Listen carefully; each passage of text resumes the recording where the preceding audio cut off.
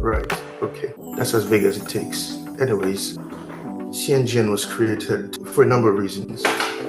One is, for a very long time, we've had people locally having to do business globally, at least in the digital space, without necessarily having a local means to be able to go in and out of that digital space. People have had to source for global stablecoins, a bit of a cat and mouse game that keeps happening every now and then, with regulators of different kinds in the country when it comes to people in Nigeria trying to do certain business activities, using foreign stablecoins, so to speak. The cNGN team thought there was an opportunity here to actually work with regulators to create a digital equivalent of the Naira that can allow people in Africa, but obviously starting from Nigeria, to be able to now participate better in a global digital economy with something that's got the same capability as the foreign, assets that people are familiar with, but that keeps costing, this, like I said, cat and mouse regulators. And so the cNGN team thought, let's work with the regulators. Let's explain to them what this is about, what benefits it can bring to people, what pain points it would, solve. And that journey took a couple of years, but eventually the regulators were, in this case, the Security and Exchange Commission, were happy to say, you know what, I think you guys might be onto something here. So let's work with you, create this thing, and let's understand how it works.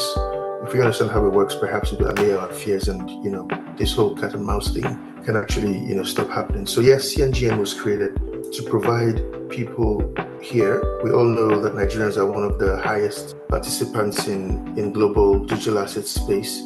So to provide that ease of on-ramps into the digital economy and off-ramp back into local space, but beyond people who currently participate in the digital space, was also created as a way to provide our local payment institutions a technology that makes them more efficient. Probably don't need to mention, for those who are in Nigeria probably would remember, I think it was just 2 years ago when there was a shortage of cash, but not only a shortage of cash, transfers were not really happening in real time. A lot of the banks, there was a lot of traffic, their infrastructure could not really accommodate the pressure, that was hitting their servers, and we're having a lot of bank delays, a lot of transfer delays.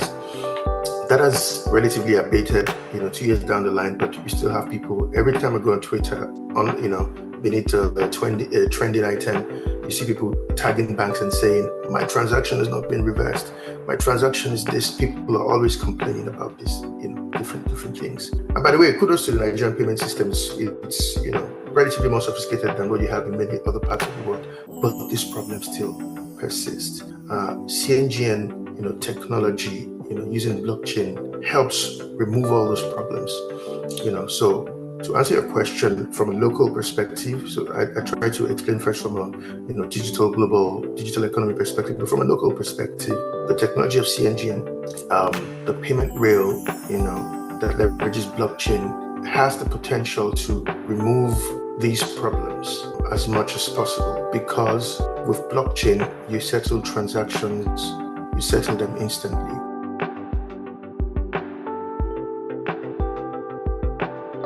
There's the benefit of instant settlement, but there's also the benefit of extremely cheap fees. I know we had a space and people thought, why would you say extremely cheap fees? Because when you convert, transaction fees, still cost like 100 naira, 150 naira. And I'm like, yeah, the beauty of cNGN is it is available on several blockchains for different use cases. For local payment use cases where we're, preaching extremely cheap fees, use a blockchain, for example, which is the home blockchain of cNGN, which is Bantu. You literally, only incur like fees in fractions of a naira, if I can put that, if I can use that expression, or very, very negligible compared to what the banks can even provide today. So there's an opportunity there to be able to, for cost savings, for banks and even for the users. So it means that if this is well adopted, banks can provide services cheaper, but they can still be profitable. So both people, both parties win. at the end of the day. And like I said, there's a benefit of instant settlement. You know where the money is at every point in time. Blockchain system is 247, round the clock. So there is no we're going to wait till Monday, to reverse a transaction type of thing. The value is either here or there. And then there's also a third value, which is programmability. Being digital assets, on the blockchain. For the first time, people who are creative developers are able to build financial solutions that are smart and rely less on middlemen because of the beauty of the blockchain, because of the beauty of cNGN being programmable. So you could literally program, you could build products that say, if this condition is met, credit money to this particular user. And the implications of that, is limited by your creativity. And I know Nigerians are pretty creative people, so you're able to do, things you could pay, per second, you could pay, per minute. You could do your, revamp the way escrow services are being handled. You could literally even do the contribution, social banking, all of that stuff. You could reimagine it, because right now you can program the money in such a way that you don't need, that middleman, trying to do things. If a condition is met, money gets paid. So I hope these are some of the reasons why we created cNGN, to first help people, Nigerians who currently participate in the global digital economy, but who have a lot of friction with the fact that they don't have a vehicle that can take them in and out, but also to provide a smarter, a more efficient technology payment system, for our local financial sector, to help make payments more efficient in Nigeria. And it's the start of if I can use this word loosely, of a movement in Africa, such that the success of cNGN, which we've seen, is already inspiring different parts of Africa to create their own versions, will ensure that there's seamless and smoother international, cross-border transactions within Africa, so Africa can trade directly with itself, without necessarily that you be able to have cheaper, exchange of value within Africa itself. But then that's further down the line.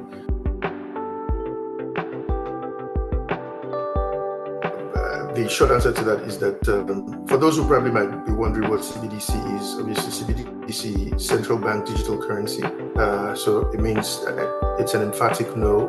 cNGN is not a CBDC. It's not a central bank digital currency. It's run by a private institution, just like the stablecoins that today. They're run by private institutions. cNGN is also run by private institutions. So yes, it's a digital currency, but it's not a central bank, controlled digital currency.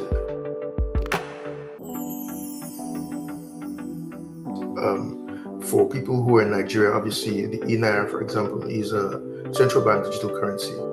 It's run on a private blockchain and controlled by the central bank, monitored, etc., by the central bank. cNGN, on the other hand, it's more like every other digital currency that that runs on the blockchain, on a public blockchain, where you could literally, there's transparency, pseudonymity.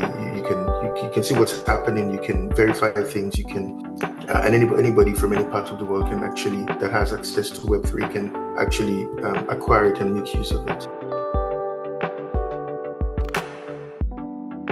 It's not a government initiative. It's a private initiative run by Wrap CBDC in partnership with a lot of big giants in the Web3 space and payment space. People such as Convexity, Alpha Geek, Interstellar, Interswitch, Chain Analysis, Circle, Coinbase, Set Chain Management, etc., etc. So it's not a government initiative; it's a private initiative. The journey of cNGN's issuance starts with demand, right? You have an institution that actually requires cNGN. I've already mentioned some of the use cases and reasons why institutions will need cNGN. So they would go through anti-money laundering and KYB process, and if they're able to past that, they will then need to deposit money into accredited, into supported banks. Again, remember, everything about cNGN is under the regulatory oversight of Securities and Exchange Commissions. So they make the deposit. Once the deposit happens, then the cNGN gets minted.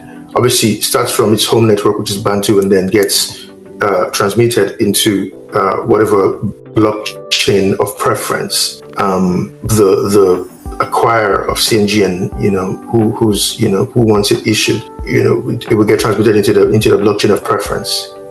The different blockchains, there's reason for having cNGN on all these different blockchains. There's some blockchains that are smarter than the others, some that are cheaper and faster than the others, depending on what you want to do with it. So the journey starts with demand. You want a huge stash of cNGN. Like today, we've got like over 140 million in circulation. You will pass through the KYC AML, KYB AML process. Then you make deposit in the bank, and once the deposit is confirmed, then you have the equivalent amount of cNGN minted and distributed to you. I think there's a misconception that needs to be corrected here. When you hear stablecoin, it does not necessarily mean that the coin just maintains a flat value. It is stable relative to its peg. Obviously, the most popular stablecoin today is the USDC. Everyone has got confidence in it, obviously, because of the performance of the USD itself. But even the USD, relative to gold, for example, in the last couple of years, I think since 2021, relative to gold has been in a slow decline, in a gentle, decline, where the value of the USD to gold, which is also an asset that some might, want to hedge, use as a form of financial hedge. It's done almost a 30% decline in the last couple of years. So stability is always relative to something. The cNGN itself is stable relatively to its peg, which is the Naira. The cNGN team does not control Nigeria's economy, right? Or anything to do with the Naira. But the cNGN itself maintains stability with the Naira. To ensure stability in this context with the Naira is to ensure that every single cNGN is backed one-to-one with the bank, and that way it maintains its peg. There might be slight fluctuations in marketplaces, but ultimately every single cNGN that's in circulation is backed by something in the bank, and that's how it's able to keep its own value, its stable value. When I say stable value, again, remember it's relative to the Naira. So whatever the Naira does, the cNGN typically does. So it's important to clear that misconception, to say it's a pegged asset, and its stability is only relative to the asset that it's pegged to. That I cannot disclose, so to speak. However, it's possible that this information, once the audited reports are made public, it's possible that this will be available, but I do not have the liberty to mention a particular bank or set of banks. I'm aware that an audit has been done. I'm aware that there are conversations about when it needs to be published, etc., etc. So perhaps that information will be available when that gets pushed out there, but I don't have the liberty to name the banks that are holding. But like I said before, you just have to expect that whatever banks are holding these monies have the regulatory approval to hold those monies on behalf of cNGN. Okay, so yes, it's held in the bank, and I think I'd established this before, that cNGN is not minted out of thin air. Money gets deposited in the bank. You have cNGN in circulation. I think this information is readily available on the platform. While at the moment there is about 145 or 140 plus. Let me check that just to be sure. As of today, 152.5 million Naira liquidity available. There's liquidity also on chain for those who want to do for Web3 natives who want to do digital swaps on chain. There's liquidity, to do that on platforms like Aerodrome, or even directly from wallets like Rainbow wallet. I'm not trying to promote any wallet, by the way. Just saying that today there's liquidity, on chain. There's a lot of millions, but also to mention that there is a lot of money trying to get into the the system. So liquidity would only keep improving. It would only keep getting better, as we go on. So yes, there's liquidity, but liquidity will only keep getting better.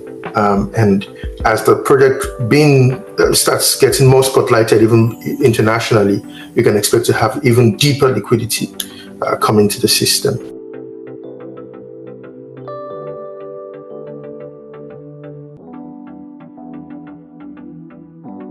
This is where price oracles come in. I think we kind of already established that cNGN will closely mimic what happens with the Naira. Price oracles also ensure that this relative price, this price relative to other international currencies, sort of mirrored properly. There's proper computations done to ensure that it tracks the prices closely reflect what you have in real life. So yes, it will always closely mirror what's happening with the Naira, even the Naira's value relative to other foreign currencies like the USD, which I believe is probably the most popular foreign currency at the moment. So yes, we don't set the price. The price, just reflects what's available on the market, and price oracles on the blockchain ensures that those prices are also reflected in the digital economy. So yes, that's how the price of cNGN is determined in the digital space. In the local space, there's probably nothing extraordinary that needs to be done. You just know it's 1-to-1. One cNGN, equals 1 Naira.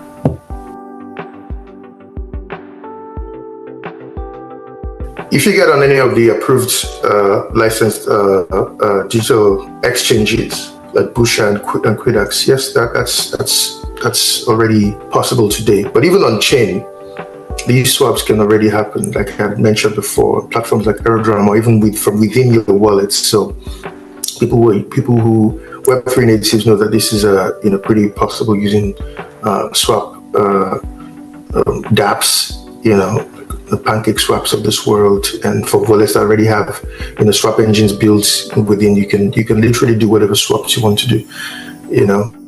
Convert your assets from for example, on Base network, sometimes you get these airdrops, sometimes you don't even know where they're coming from. Today you can literally convert anything into cNGN. You could do that with Ethereum, you could do that, USDC, etc., if you know what you're doing. So yes, users can do whatever what's in total space. So it's swappable digital asset available there, and we already established this liquidity. So the answer is yes. Is you have to do it where on platforms that already have the approvals to do that, and I mentioned them already, Busha, Quidax, and then on-chain, this is very possible as we speak today. I think earlier in the call we sort of established this. It provides a more efficient payment system, so probably not going to overflow this already. So on the local side, for Web2 people, for finance people, we'll be able to demonstrate the fact that it's more efficient, it's cheaper, it's programmable. These are things that it also eliminates the need for third-party persons and potential risk that comes associated with that.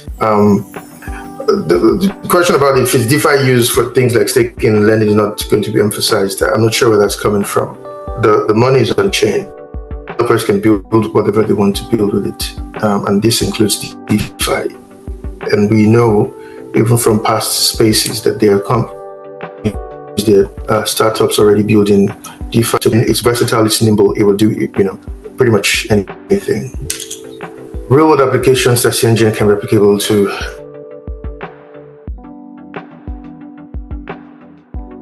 It could literally free up or improve the gig economy in Nigeria and obviously Africa. I've mentioned already how this is a start of more stablecoins within the Africa ecosystem that would ensure that African countries can easily exchange value between themselves.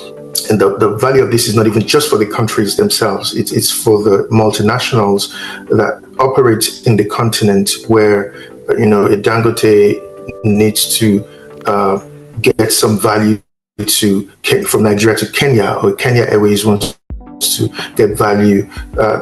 They probably sold tickets in Nigeria, need to get it, repatriate back to their home country.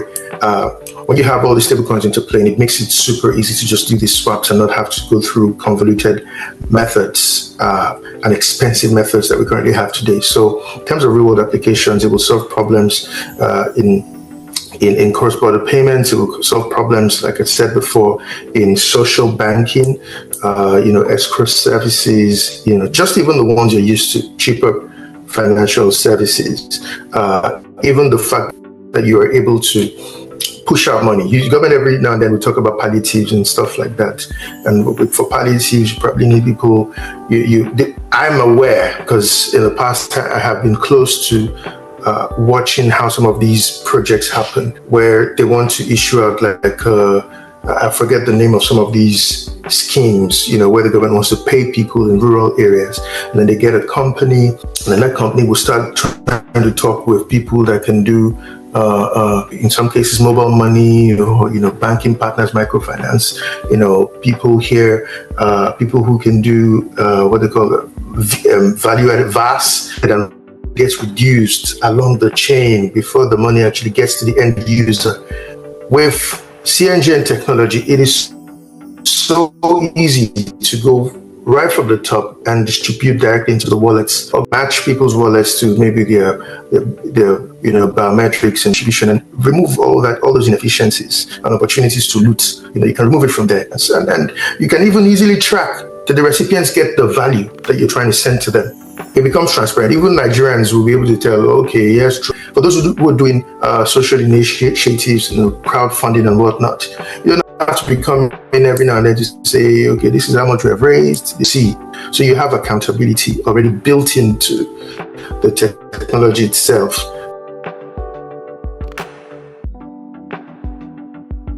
We try to establish the fact that these are totally different things, albeit they reflect the reality of the Naira itself. So in an indirect way, value-wise, they reflect the value of the Naira. But technology-wise, stakeholder-wise, approach, etc., they're totally different and totally unconnected and unrelated. Yeah, so INR is also not a fiat equivalent. If I can, it's a central bank digital currency. So I'm not sure about that question, but I think that maybe the question is trying to equate the INR to cNGN, and the answer to that is, while the INR on this side run by the government, and cNGN on this side run by private, a consortium of private institutions, are mimicking the Naira. They're totally different technologies, totally different stacks, operate in different ways, but they all reflect the reality of the Naira itself.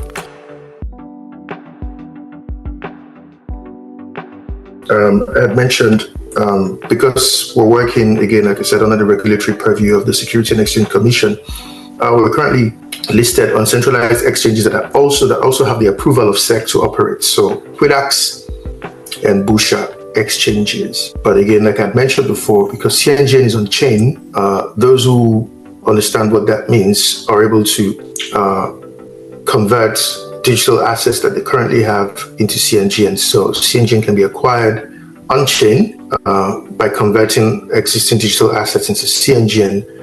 cNGN itself, you can do that on platforms like Quidax and Busha, and I understand also that platforms like Paycrest are also working to ensure that people can on-ramp into cNGN with their local currency. I also know that there's concerted effort by the team to ensure that you have way more partners who will enable you to be able to get cNGN directly from your Naira as simply as possible, and also get back into Naira if you so wish. So yes.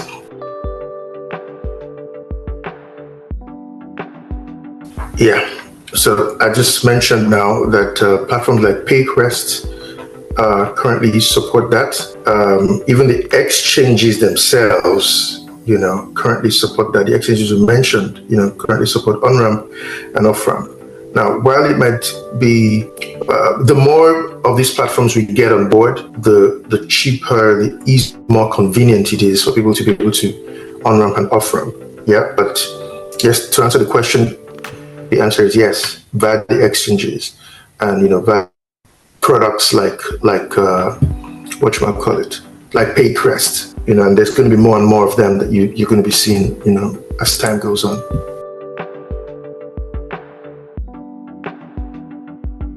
Well, it's, I said before, it's available on its home network, which is Bantu. It is available on Binance Smart Chain. It is available on Base, on Ethereum Layer 2 network. It's a very active network, by the way. It's available on Asset Chain, which I believe are specialists in asset tokenization. It's available on Polygon, and there's a roadmap to roll it out on more blockchain networks. I've been in spaces where Bitcoin maximalists have said, we need cNGN, on Bitcoin, on Lightning rails. And I know that these conversations are happening, and they will take, time, because, it's not just push and play. Or plug and play. There's a lot of things that need to be considered. So as there's more demand for different blockchains, you'll have cNGN become even more available, on these different networks. It's all about convenience, it's all about accessibility at the end of the day. So if there's demand for it on a particular blockchain network, you will have it on the particular blockchain network eventually.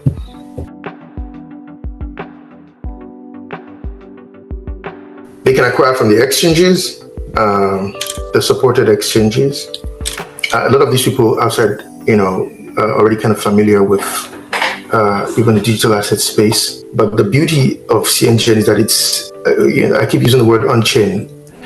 Since it's on-chain, it's readily available anywhere in the world. So if some of these people already have digital assets lying somewhere, they can easily swap it and convert it into cNGN and send it to their recipients in Nigeria for whatever remittance purposes they're trying to solve. But for those who don't have digital assets, they can obtain it on the current exchanges, that have been mentioned, the Bushas and the Quidaxes of this world. But there will be more and more of these exchanges that will support people, in diaspora, even people who currently provide services to them. I wouldn't call the name of people who currently have remittance apps and services. We know that they use stablecoins at the, under the hood.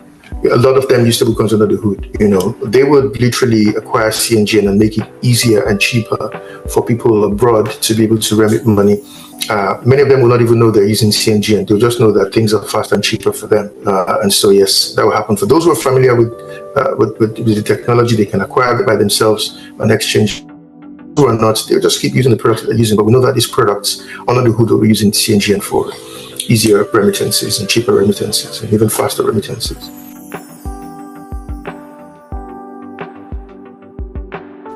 So what we're doing at the moment is it's all digital payments. For those who want to do T-bills and bonds, they probably already can do that with the Naira.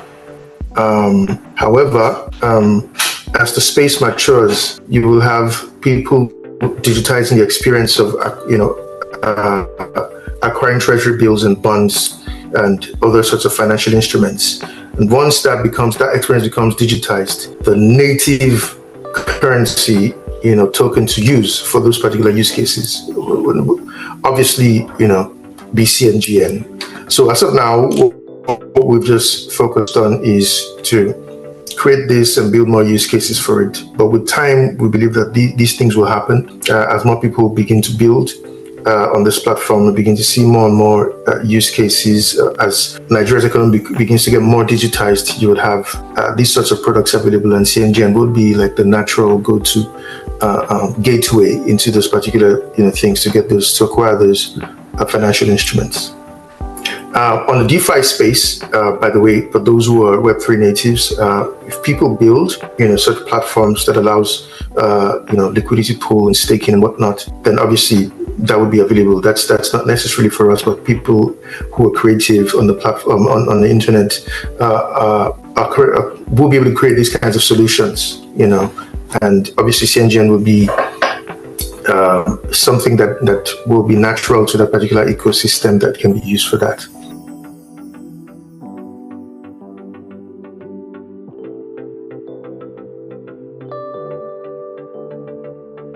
cNGN is not here to compete with the USD, for example, and its stability is only relative to its peg, which is the Nigerian naira. In terms of stable token, so to speak, it is stable again relative to what Nigerians who are not Web3 natives are already familiar with. It is also cheaper because it's one-to-one, and to be able to participate in whatever trading or DeFi activities you have, you do not need to first do that, conversion and go in to acquire foreign stablecoins such as USDT or USDC.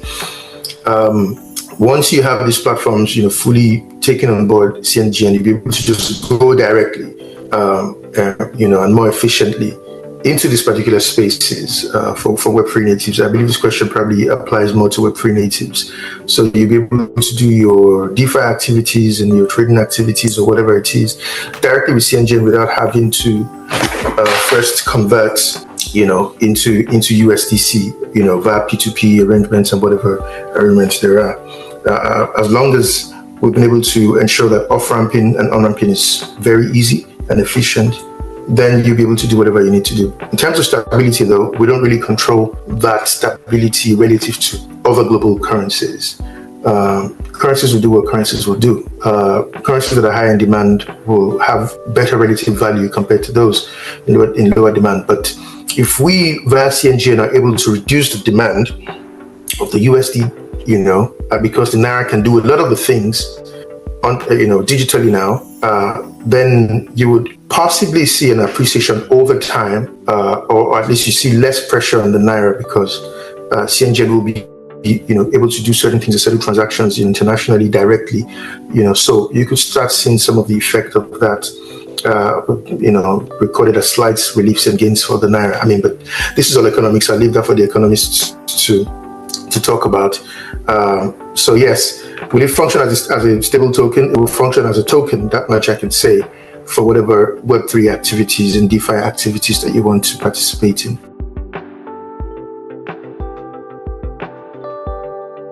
I think you just need to follow the QuidX and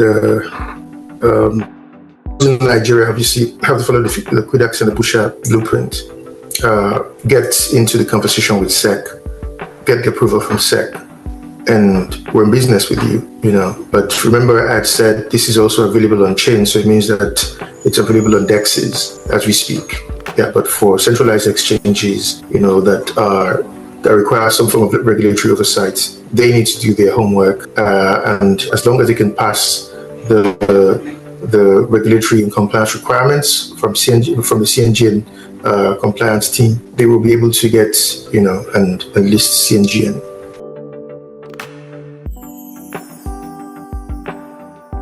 I think cNGN.co, that's the website. Everything you want to know about cNGN you will find on the website cNGN.co. But also, I understand that it might seem like a lot of information for certain types of people, so it would help for you to actually follow the Twitter account for cNGN. I believe that this should be put on the screen. All the different social media accounts for cNGN. You follow them so you can get information in bite sizes, and you don't get overwhelmed. There's no information overload. But for those who can take in a lot of information, those who want to build on cNGN, for example, you can get on the platform. You'll be able to even on cNGN.co website, you'll be able to see, developer documents, that can assist you to give you all the kind of information that you need about cNGN. You will find access to, like I said, developer documentation, white papers, and other assets like that. For those who want to build as well, we're working on creating a community for you where we'll be able to give you every single information that you need to help you better understand the space and build incredible products on cNGN. So yeah, go to the website and get all the information that you need about cNGN. All right, thank you very much. I hope my responses have been helpful, and see you around.